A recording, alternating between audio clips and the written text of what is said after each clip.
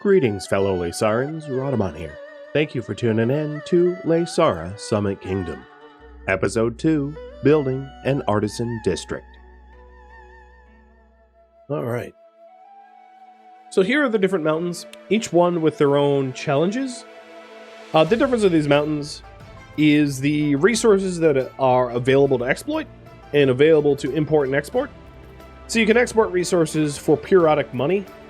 You can exploit resources. So like Windslab has copper and gold, and Demon's Rest has copper and crystals. Talentop has copper, salt, crystals, and gold, so on and so forth.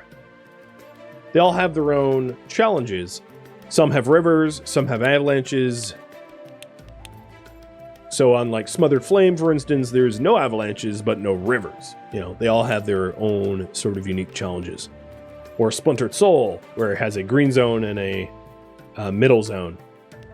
But I am going to do Mount Plenty, because it is a huge mountain with a lot of building space. So, resources to exploit here would be copper, crystals, salt, and gold. I can import cedar wood, grain, dye, and fodder. I can export utensils, butter tea, and ornamented cedar. It has some rivers and some avalanches. And I'm going to be playing on Adept difficulty.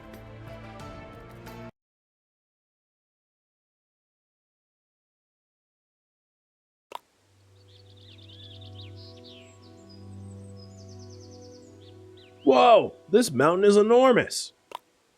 Yes, but this is a good thing. We'll find everything we need to establish a prosperous town. And then, build the greatest summit temple of all. I like it. Look how many rivers there are.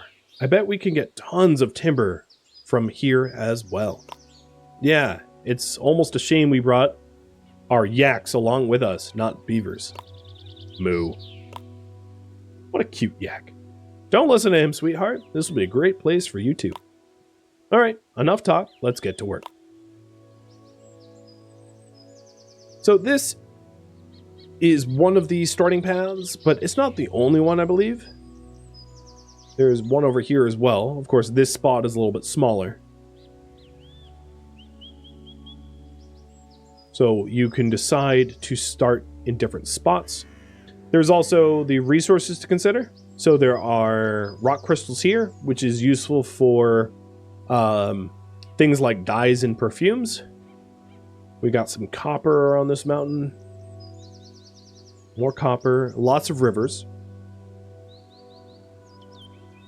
More copper. And then as higher we go, we have some gold veins. Salt deposits. A lot of snow caps. So we have to be mindful about where we build. We'll have to build in protections from avalanches. And more salt deposits. And it might also be useful to, before we really sink our teeth in, to figure out what the residential demands are for all three types of citizens. So, the lowlanders will want grain, honey, smoked meat, butter tea, fish, and cheese.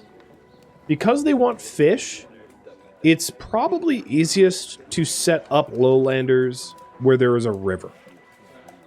Because if there isn't a river nearby, we'll have to import fish from another zone. For their prosperity needs, they want yak races, textiles, baths. Again, we should live near a river. So bathing is something you can import. You have to live adjacent to a bathhouse, which is built on rivers. So our lowlanders should live somewhere that has rivers. Now for the artisans. The artisans don't require fish, as you can see in their food needs, but they do also require bathing. So they too should be in a region with rivers. And then lastly, the monks. The monks have fish needs. So all three of the castes should be river adjacent, which is really good to know. So if we take a look here, this starting point has no river access. And it leads to an area with no river access. This has no river access. This middle zone has river access, but that's kind of far up. Now there's a river running here. So we could start here. And this spot is rather small. But if we do a shaft, build a shaft here, it might be possible to have baths built here in this second zone, allowing this to be a lowlander zone. And then we could ascend for an artisan zone here or here, and then ascend once again for a monk zone, following the river upwards. And might I add, the river it's really pretty. Like this whole game is just, it looks phenomenal. And I love the unique sort of mountain mechanic of it. But yeah, I think that's a pretty appropriate game plan. So down here, where there wouldn't be access to bathing, we can have just like farms or something. It won't be where citizens live. And this is a really big lowlander zone. My only concern is that the artisan zones, this or here, they're not huge. They're pretty limited in size for artisans. But maybe I can have 2 artisan zones, although that is a little bit financially inefficient.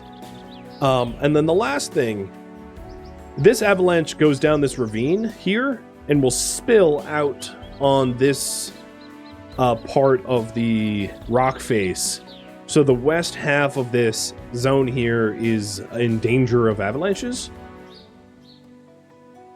And then this here for monks likewise would be endangered of avalanches as well, although it's a much larger space than the one west of it. I'm just looking if there's any middle zones. And the reason why I would put up the artisans in a middle zone is the middle zones are the ones that kind of have copper. So if we want the artisans making things with copper, like utensils, we would want them in the middle zone. So we will have lowlanders here. I could have the artisans over here, however, and import the copper. I think that isn't necessarily unreasonable, because that would give them a lot more room and potentially protect them from avalanches. So maybe that is a better game plan. So with all that said, let's start that. And in this campaign, we also have objectives still. So the first objective is to have 16 lowlander huts at level 2.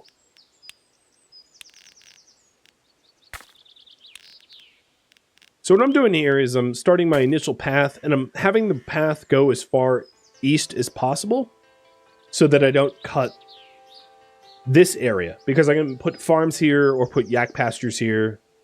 I won't necessarily inhabit this spot, but I can definitely utilize it. And then if we need more pastures, I can just build a bridge across. Of course, the larger the bridge gap, the more expensive it becomes. And I cannot stress enough, build efficiently so that you limit the expense of running your kingdom. Really, truly, it is paramount. All right, we can start at the base here with yak pastures. And then plop a food market right in the middle here.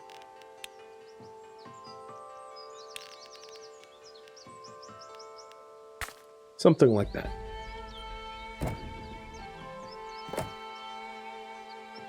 Let's go ahead and bring the other buildings, the other houses that I set up, and put them where they will eventually belong. Now, the other thing to note is that the monks have a demand, usually at least, of living in the high zone, as you can see. So in order to keep the monks happy, it's easiest to just put them up top as high as you can. That will make them happier. So for now, let's go ahead and delete these houses because we're not working on them. And here's our food market.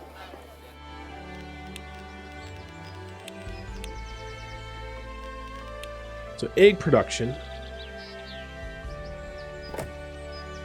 Done. And interestingly, in this campaign, my lowlanders don't even demand eggs. They don't care. So let's forget this food production. I can put the chicken coop away for later because I think the artisans will want it instead. All right, so let's focus on what they actually do want, which would be baths, utensils, grain, and cheese.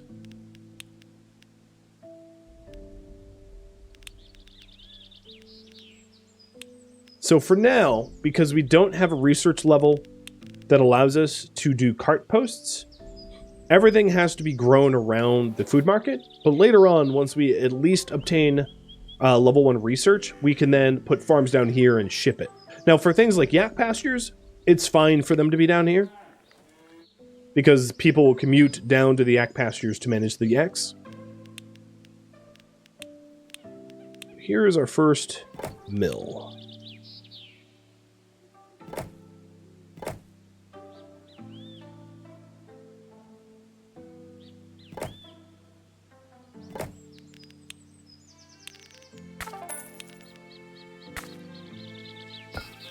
So this field is too far. Got it. What I'm trying to do is keep it as far away from the food market as possible so that the food market can have as many houses around it as possible. So alternatively, I could maybe put it up here instead.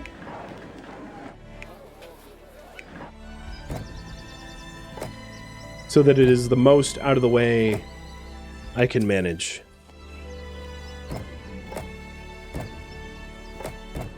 Something like that.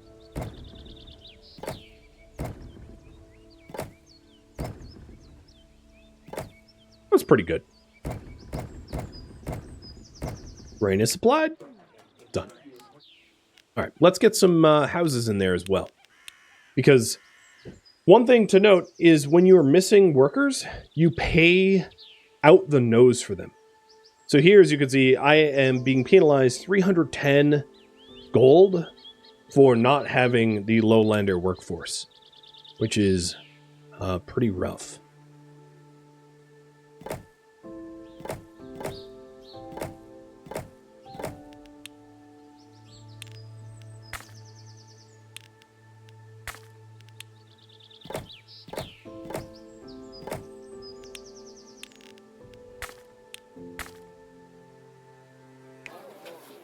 We are starting to get like an initial block. The other thing that is helpful to remember is that you will be adding in extra service buildings around. So I'm eventually going to need a commodity supplier here and possibly other larger facilities. So towns are going to move around a lot as they develop.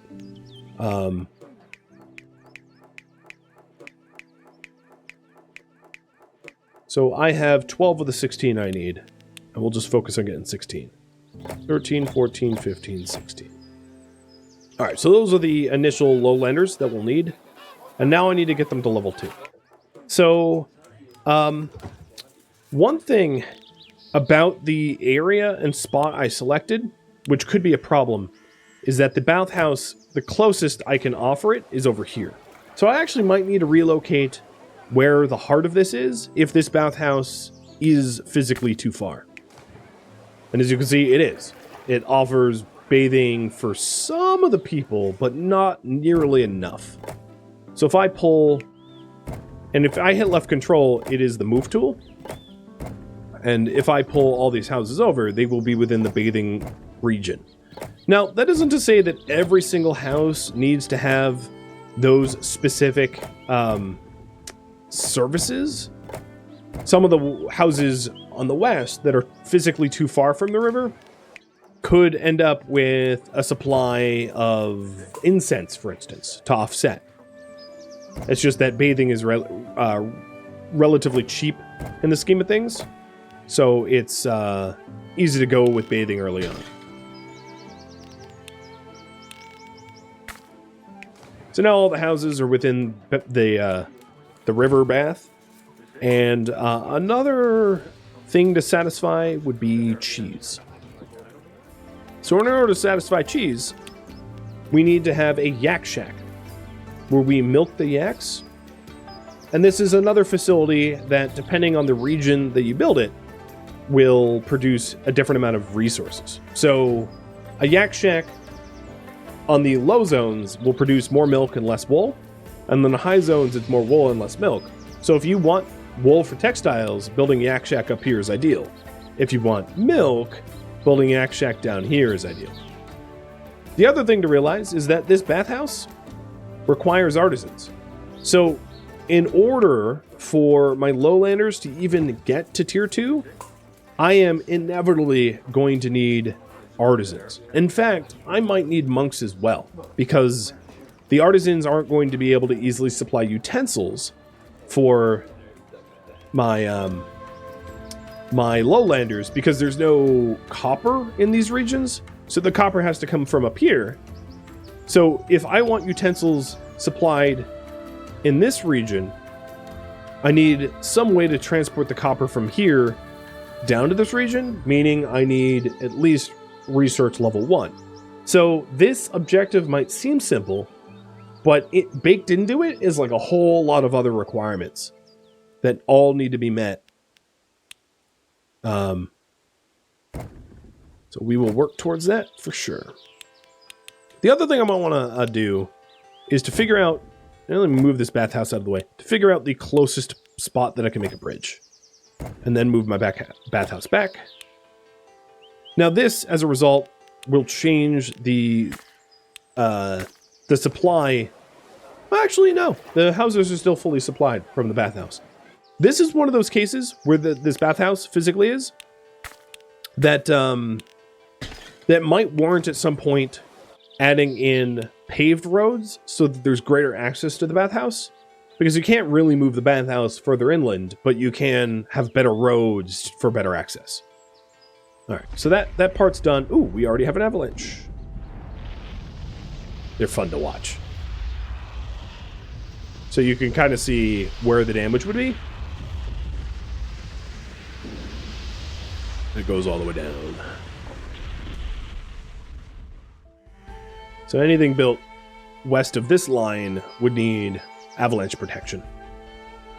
Got it. Alright, so back to cheese. So for now, I'm going to stick a yak shack here, and the cheesemaker there. Oops, wrong kind of road.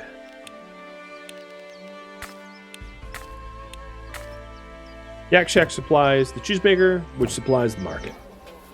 So now there is cheese and grain in this market, and the citizens here require at least 1 enlightenment in order to hit tier 2. But if you look at this enlightenment, I would need incense, a yak guardian, or a mandala.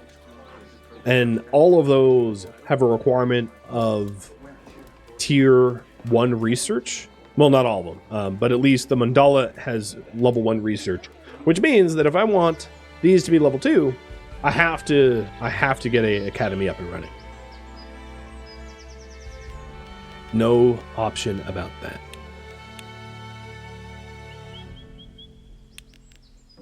So let's start building the infrastructure road systems in order to get that going.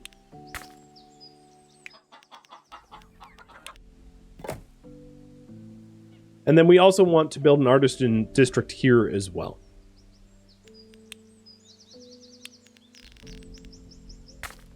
There's an iron mine here, which we will inevitably tap.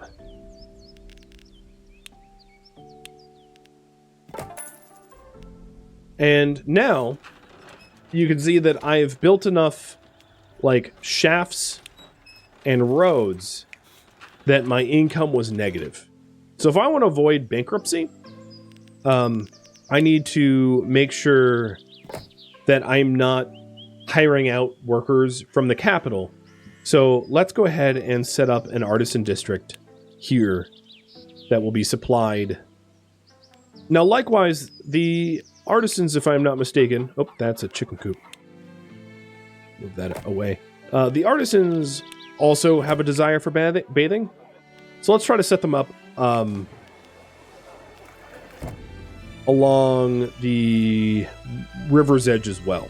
So I'm going to delete this road that I just paved because I got to build around this bathhouse.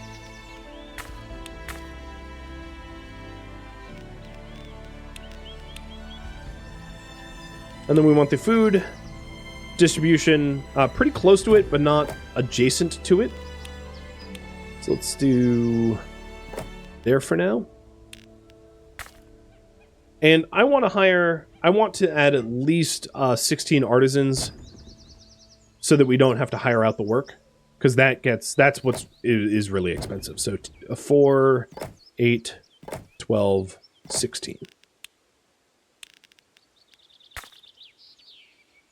So as you can see, the revenue has broken even now. I can also, of course, make these guys happy in the process. So they wanted eggs. That's easy enough to supply. So we'll re-enable this and send eggs.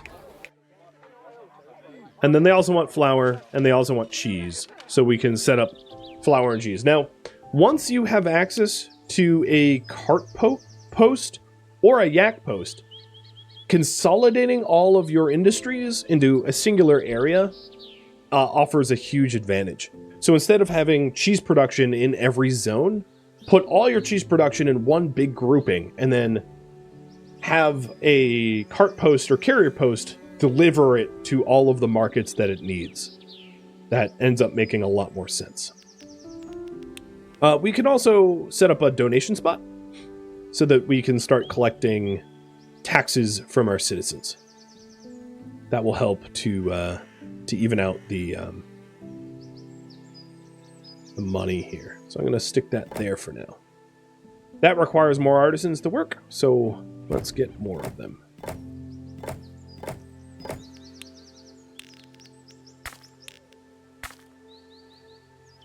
So now the money is kind of rolling in, and likewise, we can also do taxes for the artisans as well. In fact, artisans pay more taxes than the lowlanders, so they are better to tax. And they now need a little bit more eggs because I'm not producing enough eggs to meet demand. So I'll set up a second egg facility, and it's not in range, so I gotta move things around a little bit. There we go.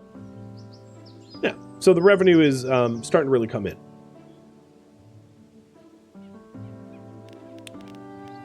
I'm going to build another yak pasture down here because I'm going to be using those yaks pretty soon in order to have the shafts operational.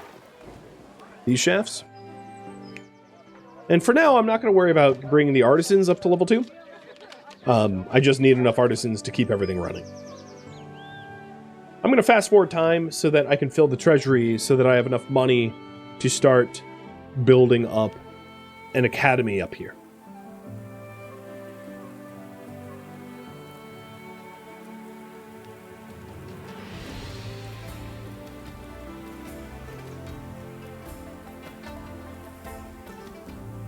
So now the treasury is full, which gives me enough money to start an academy. So one thing to note is if I build the academy here, I don't probably have to worry about the avalanches. There's an avalanche like dead center here. I'm not sure which way it will spill.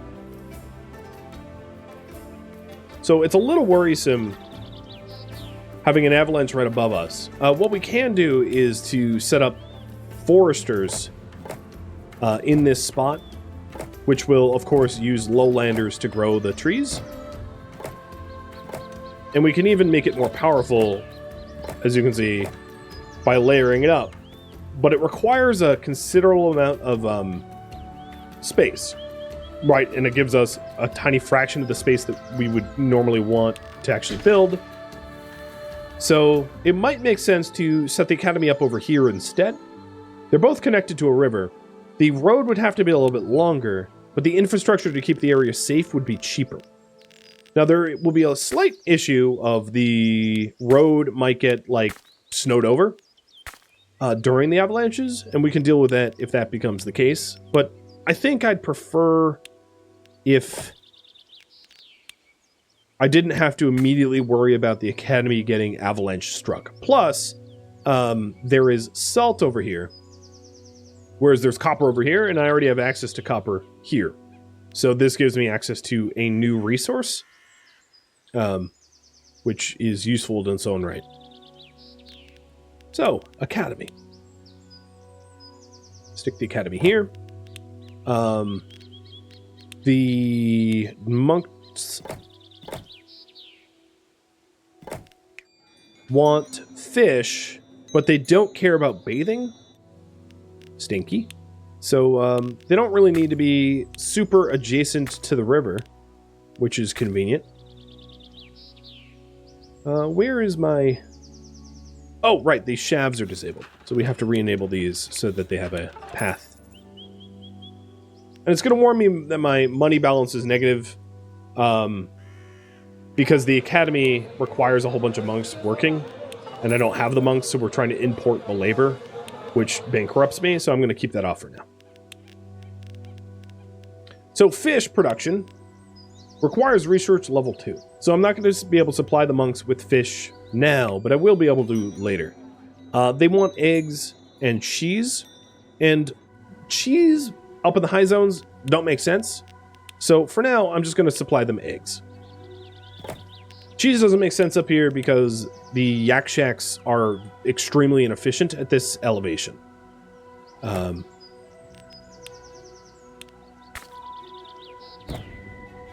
Okay, so now these monks are being offered at least some food in the form of eggs, and we want enough monks to run this academy, which will be 48 of them. So I need a whole lot more monks than I currently have. But in order to have those monks, I need more lowlanders running the chicken coop and the like. So I'm going to add more lowlander huts down here.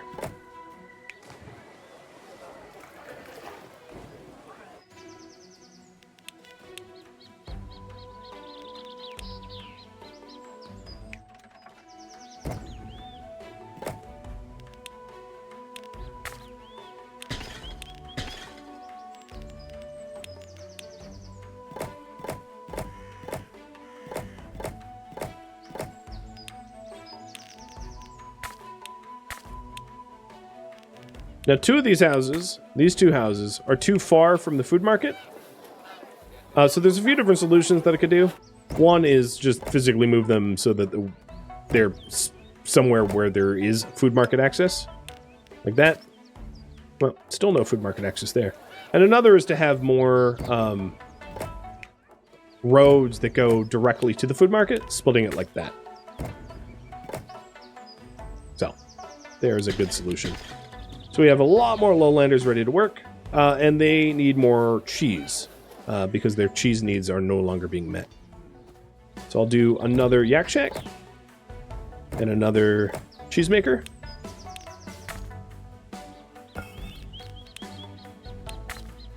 Yak shack will connect to the cheesemaker. And that's a very ugly road. What I can do here is send this one to the further one, and this one to the closer one, and then that down to the food market. So switch which they were supplying, so that there's so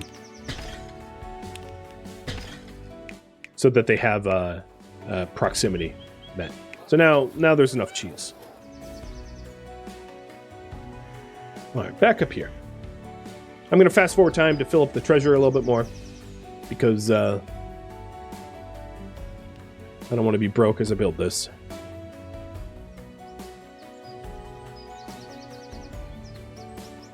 Done.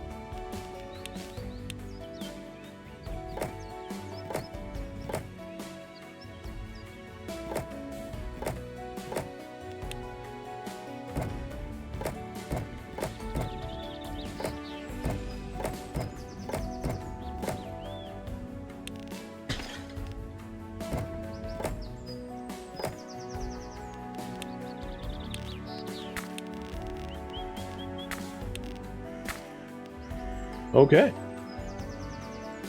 So we've got 3, 4, 5, 6, 7, 8, 9, 10, 11. So it's not quite enough. We need 48, not 44, so I just need one more. And then the other thing is that the food market isn't supplying them evenly. So maybe what I'll try to do is have a centered food market here. And then move these houses out a little bit and run a more direct path.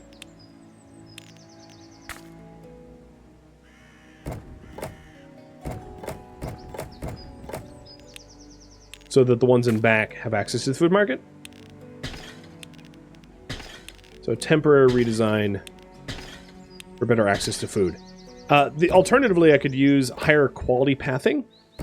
But the disadvantage of that, of course, is it gets really expensive really early on. The more you can stick with dirt paths, the better. Because dirt paths are free.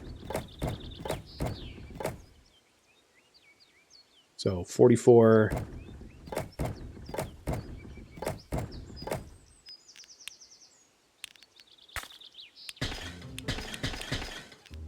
I'm not supplying it with enough eggs. In fact, the egg supply got out of range. I'm going to have an alternative road out here. A little bit easier to supply them now.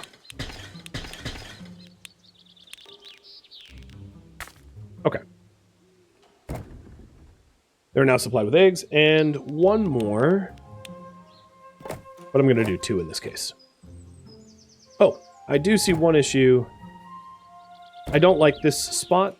Is this close enough to the food market? I don't like that spot either. Yeah, okay. Those back there are close enough. Good. So now we have enough monks living around here to keep an academy running. So I turn on the academy, and we're going to get research tier 1. I am not currently collecting taxes from these guys. Sorry, monks. But even you will pay taxes. And I need some tax workers, so coming down back to the artisan district. There. So there are some donations I'm not collecting. I think it's... Ooh, that's a good question. It's these houses back here, because they're too far away from the donation spot. So I can move this donation spot to be a little bit closer.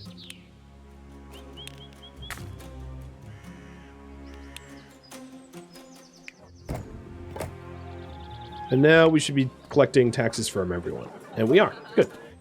And quite a tidy summit at that. Okay.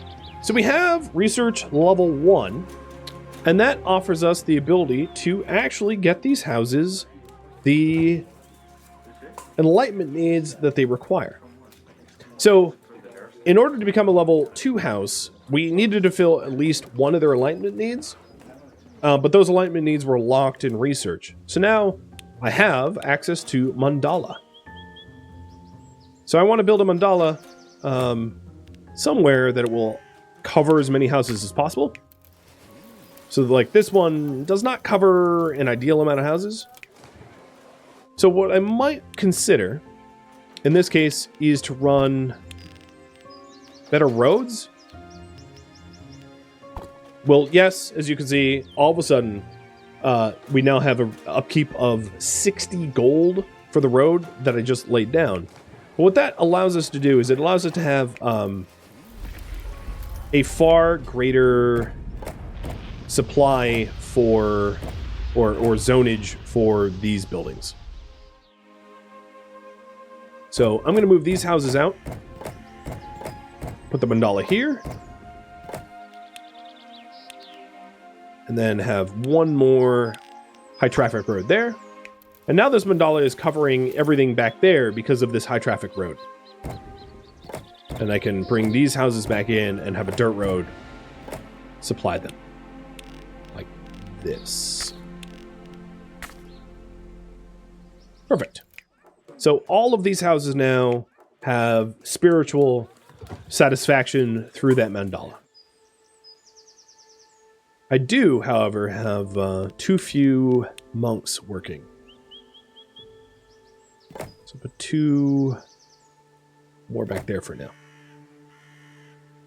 Joe True, thank you for the resub.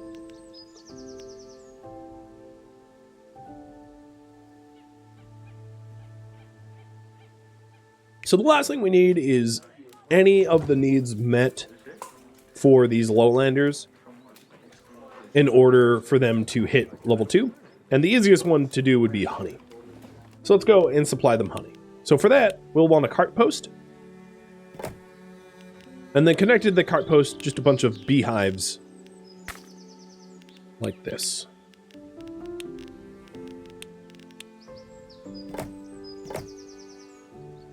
I don't know how much honey they'll need, but I'll build 2 of them. So now this cart post has honey. We supply the food market here with honey. And every single house now has all their tier 1 needs met. And they're all upgradable. Awesome. The artisans don't have honey needs. I think the monks do, however. Yes, the monks have honey needs as well. So we can also take this cart post and drag it up to the monks. It's also important to note, this cart post right now has a workforce of 10. And if we add a second food market, it's going to add more workers because of the distance traveled. So now it has a workforce that matches the amount of transportation required. Also, we don't have enough honey, so I'm going to enable the second beekeeper. And now there's enough honey for both the monks and the lowlanders.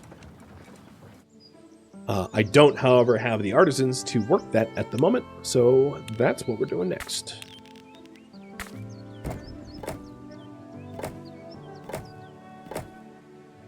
All right. Objective number 1 done. 1, 2, 3, 4, 5, 6, 8, 9, 10, 11, 12, 13, 14, 15, and 16. Got it. Now, it's also worth noting that those 16 houses just doubled in population, so the amount of lowlanders I have just skyrocketed. We have a disproportionate amount of lowlanders compared to everyone else now. 220 lowlanders, 72 artisans, and 60 monks. The reason I mention this is that also means that the food needs for the lowlanders just went up a lot as well, right? Their cheese needs, their honey needs, their grain needs. So upgrading a bunch of homes will drive up taxes, as you can see. Lots of taxes compared to what we had just a minute ago. But supply needs to be met for the increased demand. All right, listen up. This mountain has almost everything we need to make ourselves feel at home here. It's time. It'll take time and effort, but we can scale up here like nowhere else. It's decided then. Full steam ahead. I think this is the first time I've seen you enthusiastic since we arrived in these mountains. Because I have a clear vision. Ignore the details and just go big. So, he wants me to bring the total population up to 680. Got it. Thank you for tuning in to Laysara Summit Kingdom, which originally streamed live on Twitch May 3rd and May 4th. If you have any feedback or questions for me, let me know in the comments below. If you would like to catch a live stream of mine, Rhadamant.com has my stream schedule and countdown timers to upcoming streams, as well as a link to Twitch. If you would like to join my Discord, a link can be found in the description of this video as well. Thank you so very much for watching, and a special thank you to my Patreon patrons, Twitch subscribers, and viewers like you that support the channel and made it all the way to the credits. Thank you so very much. Hope to catch you in next episode or an upcoming stream. Farewell, my fellow Laysarans.